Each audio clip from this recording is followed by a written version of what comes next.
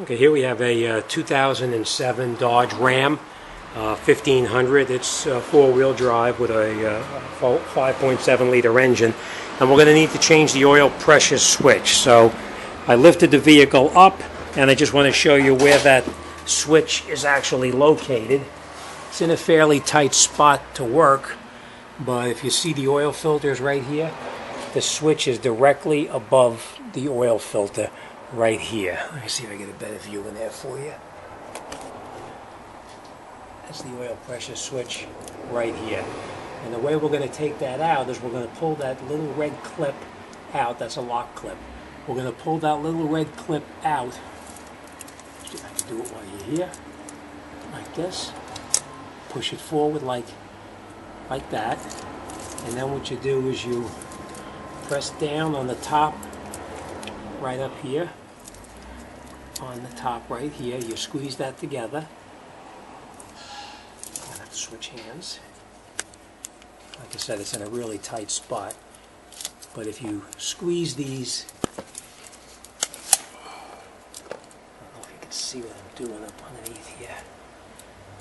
You squeeze it together.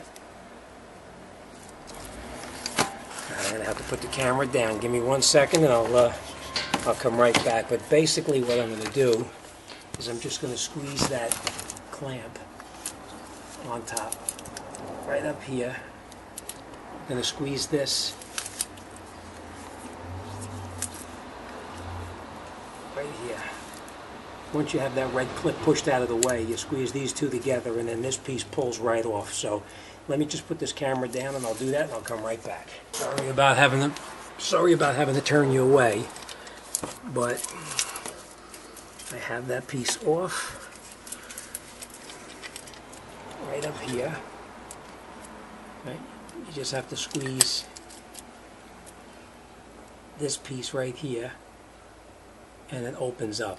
And obviously that red clamp is a lock clamp. Now what we're going to need to do is we're going to need to remove this unit from the car itself. So let me get in there with a socket and I'll show you how that goes. Okay, now that we have the socket, I'm going to get in through this side right here by the hose. Oh, just so you know, the socket is a 1 1/16. Put the socket over the top of the oil pressure switch, and then you can just get on with your ratchet. And again, it's counterclockwise to take it out. You can crack it loose with the ratchet. Once you get the ratchet so that it actually turns fairly easy, then you could take it out by hand the rest of the way.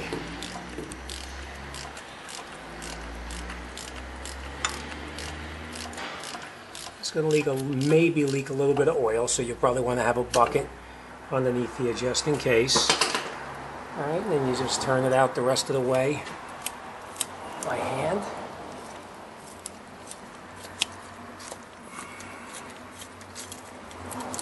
And that's it. That's the oil pressure switch. This is the switch. So let me get the new switch and we're going to put it back in, and I'll show you how that goes. Okay, now we got the replacement switch that we're going to put in, and this is what it looks like. As you can see, it has some sealer on the threads itself, so you don't have to tighten it all the way until it's flush. You're just going to tighten it in until it's fairly snug.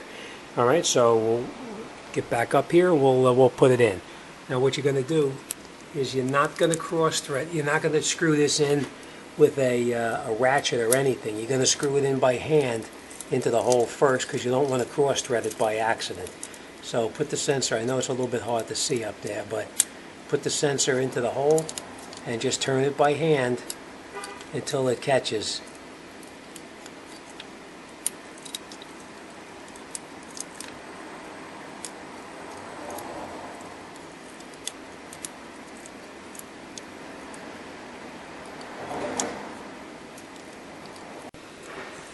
Try to get it with my other hand.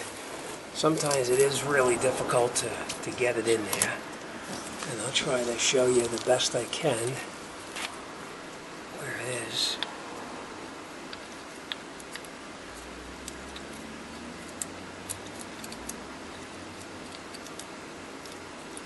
Alright, and you'll feel when it starts to catch. And then you can screw it in by hand.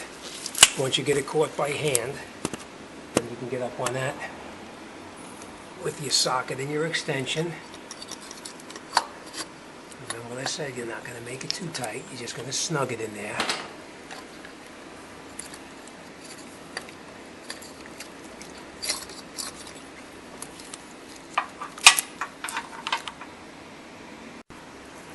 Sorry, I know this is a little bit dark up in here. But get your socket back onto it. Once you got your socket on, then just tighten it in.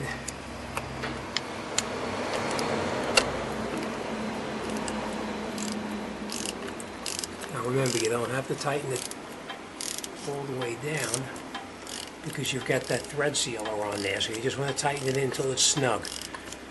I've seen guys do this already where they tighten them too tight and they break it off in the engine. You never want to do something like that. So just get it in there so it's snug, and you'll see. Let me take this off and I'll show you.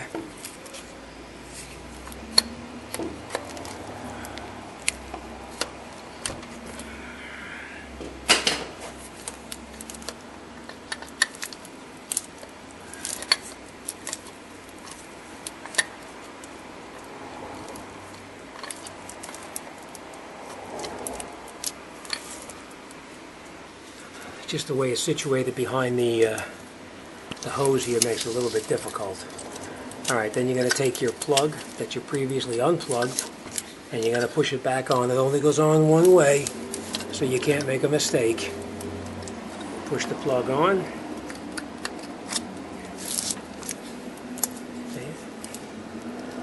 And you'll hear it snap in.